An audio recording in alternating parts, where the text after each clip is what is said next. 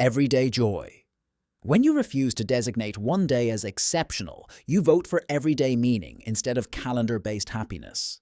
This approach evolved from philosophical traditions recognizing that peak experiences often create valleys around them. By treating your birthday as ordinary, you practice the psychological skill of finding significance in routine rather than manufacturing it through events. When the day isn't special, you're free to make every day meaningful through small, sustainable practices. Your favorite breakfast on a Tuesday, a long walk on Thursday, a genuine call with someone who matters. This daily deposits approach to happiness proves more psychologically sustainable than peak day thinking, which creates boom and bust emotional cycles. The trade-off is losing the concentrated dopamine hit of celebration and potentially disappointing people who want to honor you. But when the day isn't exceptional, your entire life can be. Joy lives in routine, not only on the calendar. Less pressure. Birthday celebrations activate multiple anxiety triggers simultaneously: planning spirals, hosting duties, social performance expectations, and the pressure to appear grateful and happy on command. For many people, the anticipation and execution of birthday events creates more stress than joy. Removing this annual obligation eliminates an entire category of performance anxiety. Without the need to coordinate guest lists, venues, timing, and activities, you eliminate weeks of planning stress and the day of pressure of host mode. Many people who skip celebrations report sleeping better the night before, maintaining their normal routine, and feeling genuinely relaxed rather than performing relaxation for an audience. You may disappoint people who wanted to celebrate you or face social judgment for being difficult or no fun. But well, you're also saving yourself a 2-day hangover. Comparison trap. Birthday celebrations inherently invite measurement: attendance numbers, venue quality, gift value, social media engagement, and how your event compares to others. This scorecard mentality activates comparison circuits in the brain, often leading to post-event disappointment even when the celebration went well. Opting out removes the inputs that trigger this exhausting mental accounting. Without a party to photograph, post, and compare, you eliminate an entire category of FOMO-inducing content. You also eliminate any disappointment from people that were expecting to be invited to your birthday but didn't get any invitation. The post-event slump many people experience often stems not from the celebration ending, but from scrolling through others' highlight reels and finding yours lacking. By not celebrating, you remove yourself from this competition you never consciously entered. Friends or family may create celebrations on your behalf, or you might occasionally wonder what you're missing. But that's minor compared to stress of making it a big deal. Resources. Birthday celebrations consume significant resources like food, drinks, outfits, travel, gifts for guests, and time spent planning, hosting, and recovering. These costs compound over years, redirecting money and energy away from priorities that might matter more to you. If you're ever wondering what you should get a friend for their birthday, they're probably wondering the same for you. Getting gifts that are unnecessary is just a waste. Same goes for food or drinks that you throw away or outfits that you only wear once. The hidden advantage is redirecting funds and time toward what actually serves your life. The money that would go to a single event could pay down debt, fund a small course, create an off-season solo trip, or simply reduce financial stress. The time saved on planning and hosting becomes available for rest, creative projects, or genuine connection without performance pressure.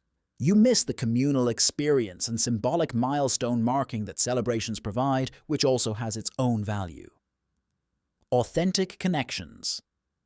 Annual birthday celebrations can create gift and party tax dynamics where affection becomes ritualized obligation. This structure sometimes masks relationship quality, as people show up for the event without necessarily offering day-to-day care. Removing the ritual reveals who remembers you without the script and encourages lower drama, more authentic connection. Without birthday expectations, care shows up in ordinary ways: unprompted check-ins, offers of help, remembering details from previous conversations. This isn't a loyalty test, but rather a natural consequence of removing the formal structure that can make relationships transactional. Friends who truly value you will continue showing it without the annual prompt and will remember your birthday by themselves instead of being notified by your invitation. You may lose touch with peripheral connections who relied on the birthday ritual to maintain contact, which could also be seen as an advantage in filtering out true friendships. Self-recognition. Birthday celebrations can become proxies for being seen and valued, making your sense of worth dependent on others' acknowledgement. When you step back from this external validation cycle, you create opportunity for genuine self-reflection and recognition that doesn't require an audience, if you even need that opportunity. Making sure you're not relying on validation from other people builds the psychological skill of seeing yourself clearly without needing the feedback of others' attention or approval. The risk is isolation if taken to extremes or mistaking independence for self-sufficiency at the cost of human connection. You could develop some sort of lone wolf mentality, never asking anyone for help, even if it would speed up the process. Grand gestures. Large celebrations can drown out quiet gestures of care.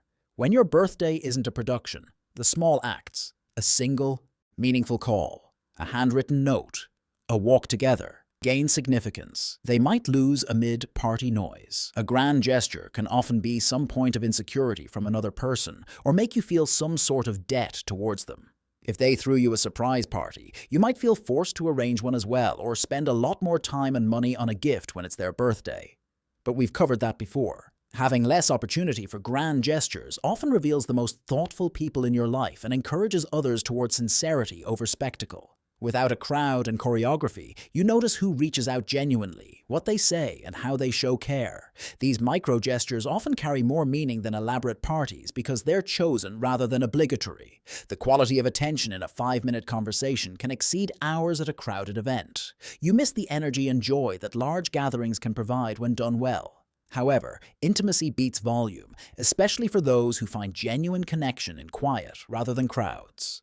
Timeline freedom. Birthdays mark time in ways that activate comparison to life scripts and milestone expectations. Each year triggers assessment against imagined timelines, career progress, relationship status, life achievements. You've probably heard people talking about being married by 25 or having kids when they turn 30. By downplaying the date, you reduce this number fixation and the anxiety that comes from comparing your actual life to constructed shoulds. When birthdays aren't highlighted, age becomes background information rather than a judgment mechanism. You're freed to measure growth through skills built, habits maintained, relationships mended, or values lived rather than socially prescribed achievements tied to specific ages. You lose some natural reflection prompts and may miss opportunities for legitimate stock-taking. However, you can still create those yourself by measuring it in terms of progress, not age. Have you stopped celebrating your birthday? What unexpected benefits did you discover? Share your experience in the comments and subscribe for more perspectives that question cultural defaults and explore alternative approaches to living well.